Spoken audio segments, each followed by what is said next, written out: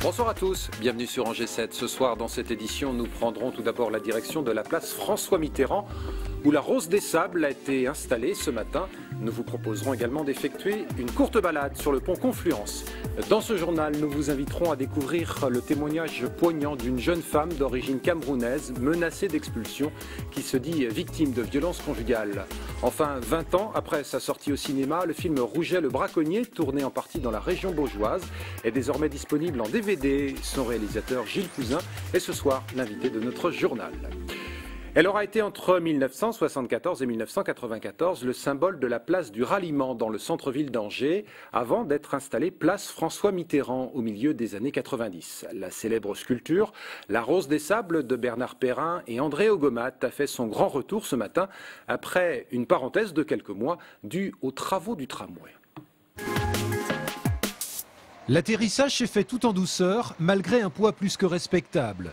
La Rose des Sables, 10 mois après l'avoir quittée, a donc retrouvé ce matin la place François Mitterrand. À quelques mètres de la future ligne de tramway qui entrera en fonctionnement à l'été 2011, ces retrouvailles ont suscité la curiosité et même l'émotion, comme celle d'André Ogomat, l'un des deux créateurs avec Bernard Perrin de cette sculpture qui trôna pendant près de 20 ans place du ralliement. Moi, c'est plutôt le côté, l'idée. J'ai réalisé une maquette en volume, en épaisseur. Ce n'est pas un dessin, c'est une sculpture de 60 cm qui était agrandie 10 fois. L'autre grande vedette de la matinée aura été le pont Confluence qui a accueilli ses premiers visiteurs publics.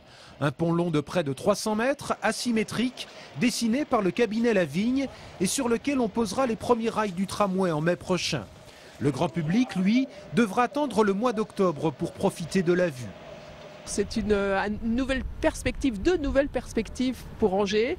D'un côté, la cathédrale, le château, de l'autre côté, les activités de rivière, la voile.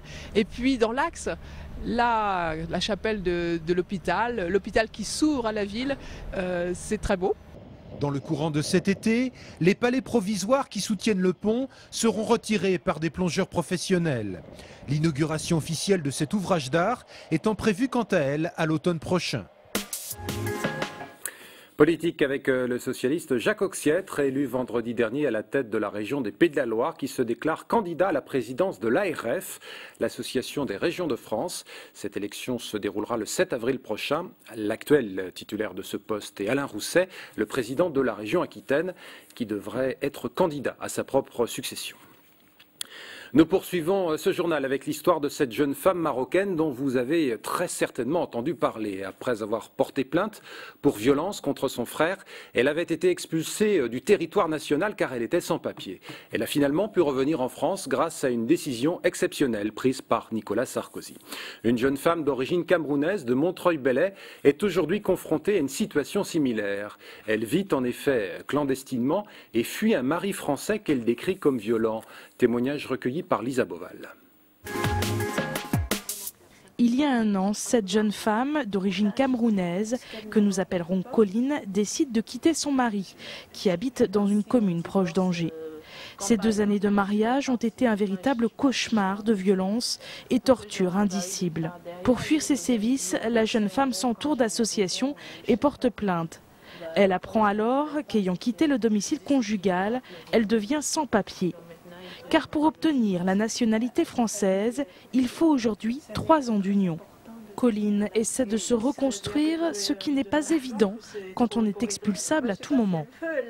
Ça m'a détruit et je me sens trahie, je me sens abusée, je me sens rejetée. Je me sens sans importance en fait. Je n'ai pas de lieu fixe depuis que je suis devenue sans papier. Toute cette histoire a entaillé la vie de cette jeune femme. Au Cameroun, elle était secrétaire dans un cabinet d'avocats. Aujourd'hui, elle tente de vivre de l'aide à la personne et commence une formation. Ce genre de situation est ambivalente. Si la jeune femme ne reste pas avec son mari, elle devient sans papier. Comment alors pousser ces femmes à porter plainte ? Déjà, une Française a peur, hésite, mais alors une femme sans papier, dans la plupart des cas, eh bien, elles ne font pas du tout la démarche. Alors, il y a une autre démarche, mais qui n'est pas connue, hein, c'est d'écrire au procureur de la République, et à ce moment-là, bon, il n'y a plus de risque d'être arrêté. Des mesures législatives concernant la violence faite aux femmes immigrées ont été votées par l'Assemblée nationale. Elles doivent passer prochainement au Sénat. Quant à Colline, elle est aidée par des associations comme SOS Femmes et par la Ligue des droits de l'homme. Elle devrait à nouveau porter plainte contre son futur ex-mari et tenter des procédures pour pouvoir rester en France. En bref, sachez que le chômage a légèrement baissé au mois de février en Maine-et-Loire par rapport au mois de janvier. Globalement, cette diminution se situe à 0,2%. Sur les 12 derniers mois, cependant, c'est une hausse de 12,6% qui a été mesurée dans notre département.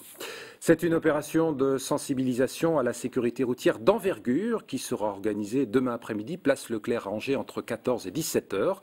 La compagnie Jobitume proposera notamment diverses animations qui permettront de prendre conscience des dangers de la route. Nous reviendrons très largement sur cette opération dans notre édition de demain soir. Nous allons maintenant poursuivre ce journal en compagnie du réalisateur Gilles Cousin, dont le film Rouget le braconnier, tourné en 1988 et sorti en 1989, ressort actuellement en DVD. Bonsoir, bienvenue à vous. Bonsoir. Qui était ce fameux Rouget le braconnier? Eh bien, c'est un personnage de l'Anjou, aux frontières de la Sarthe, de la Mayenne et du Maine-et-Loire, à côté de Domeray-Durtal, pour bien situer, qui en 1850 tire sur les gendarmes parce qu'il est pris en flagrant délit de braconnage. C'est un champion de la chasse, sauf qu'il faut savoir qu'en 1844, les lois sur la chasse changent. Les gens qui voulaient chasser devaient avoir un permis assez cher à obtenir. Les gens qui n'avaient pas les moyens de se le payer devenaient donc des braconniers. Rouget était un champion du braconnage et malheureusement, quand il se fait prendre une première fois, il écope d'une lourde amende. Une deuxième fois, il risque la prison, il tire sur les gendarmes, il pète un plomb comme on dit. Et pendant 3 ans, il va résister aux forces et à la gendarmerie impériale, à l'armée, à tout le monde. Et il sera malheureusement trahi. Il finira au bagne. Et il finira au bagne. Une histoire vraie. Ouais. Qu'est-ce qui vous a incité à puiser dans cette histoire pour votre premier long métrage? À l'époque, vous étiez un jeune réalisateur, vous aviez tout juste 30 ans. Tout à fait. C'est un rêve de gosse. Un rêve de gosse. L'histoire de Rouget, elle a été racontée par le grand-père d'Hervé Bazin.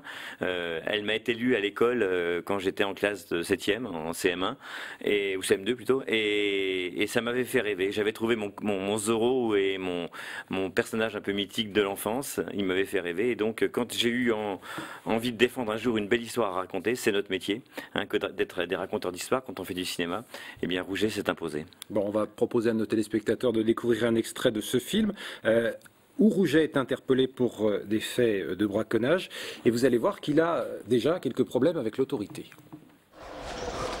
Je tiens. Suis la route.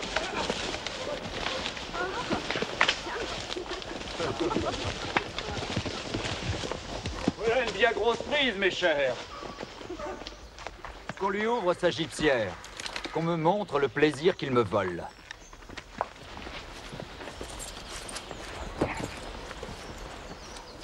Écartez-vous. Tu es sur mes terres? Un accident de chasse est si vite arrivé. Ma foi, Dieu nous en préserve. Attention, Marot. Clément. Il témoignerait qu'il m'a menacé. Charles-Henri. Baisse les yeux. Baisse les yeux ou je tire. Baisse les yeux. Charles-Henri. Coup de fusil, ça vous fait perdre toujours vos moyens, Marquis. Hein? Ce qui est étonnant, c'est votre regard, Gilles Cousin, parce que vous prenez apparemment toujours autant de plaisir à revoir ce film, alors que cette scène, vous l'avez filmée, vous l'avez montée, vous l'avez vue et revue. Oui, parce que c'est un très très beau souvenir, aussi bien le tournage que l'histoire qu'il y a eu ensuite. Avec ce film, j'ai voyagé, je suis allé au Québec, je suis allé en Russie, en Tchécoslovaquie, et Rouget était un personnage vraiment de notre pays que j'ai fait voyager et qui m'a vraiment bien rendu à travers des rencontres que j'ai faites avec les spectateurs. Alors le tournage, ça n'a quand même pas été un long fleuve tranquille, puisque votre producteur, qui n'était pas le producteur de n'importe qui, puisqu'il travaillait avec d'autres grands réalisateurs, il vous a lâché en plein tournage. Oui. En fin de compte, j'ai démarré un premier film de Rouget avec le producteur qui venait d'avoir la Palme d'Or à Cannes avec Les Yeux Noirs de Mikhalkov. Il avait décidé de produire mon film et puis au bout de 8 jours de tournage, il est parti sans laisser d'adresse, presque quasiment on peut dire ça. Et on a dû 1 an plus tard repartir sur de nouvelles bases avec un budget 4 fois moindre, mais grâce aux gens du coin, à toute la région, au département, eh bien on a pu, et grâce à bon nombre de bénévoles du coin qui étaient venus donner un coup de main, et en plus c'est que tous les comédiens qui m'avaient suivi dès le départ, on a passé outre, et j'avais eu la chance d'avoir un grand décorateur du cinéma qui s'appelle Alexandre Trener qui m'avait accompagné, et tous ces gens sont restés jusqu'au bout pour que le film existe, et ça c'est une grande fierté, et encore plus aujourd'hui 20 ans après. Pourquoi vous ressortez ce film en DVD? Parce que d'abord il était sorti en VHS il y a 20 ans, et puis que je ne sais pas si vous avez encore votre lecteur VHS chez vous, mais moi le mien je l'ai, il est mort. Il est dans un coin. Et j'ai la cassette VHS et j'ai pas de lecteur. Donc tout le monde disait mais on peut plus voir le film aujourd'hui. Eh bien ça a été en fin de compte une écoute des gens, et c'était bien que de se dire que en plus ça m'a permis de le retravailler en termes de lumière, de qualité d'image, et c'est vrai que ça c'est un bon moment, et ça permet en fin de compte que maintenant il a on va dire allez, un siècle devant lui maintenant, on se dit avec ça, hein, et puis pour les gens du coin, et puis pour la curiosité tout simplement, parce qu'il y a des générations qui ne connaissent pas Rouget, et je leur conseille, faut le découvrir. C'est un joli personnage qui est énormément d'actualité. Quand on voit toute l'histoire, on s'aperçoit que l'histoire est un éternel recommencement. Ouais, le Rouget que vous avez tourné, vous, à la fin des années 80, qui était un personnage, on le rappelle, du milieu du 19e siècle, mais il est toujours d'actualité. Hein. Ah oui, totalement. Hein. On a parlé récemment dans les événements du délit de solidarité. Eh bien, je peux vous dire que Rouget, c'est le plus bel exemple d'un beau délit de solidarité. Bon, Achille Cousin, on va terminer avec ça. Où est-ce qu'on peut le trouver, ce fameux DVD? Eh bien, dans toutes les bonnes librairies, à la FNAC, bien entendu, et dans toutes les communes, parce qu'on a cherché à faire une grande distribution régionale, et dans toutes les petites communes, même du département du Maine-et-Loire et de la Sarthe et de la Mayenne, on le trouve. On a fait plein d'efforts de ce côté-là. Bon, en tout cas, merci d'avoir été notre invité ce soir. Merci de m'avoir reçu. Sur le plateau d'Angers 7, c'est la fin de ce JT. On se retrouve demain, si vous le voulez bien, pour de nouvelles infos.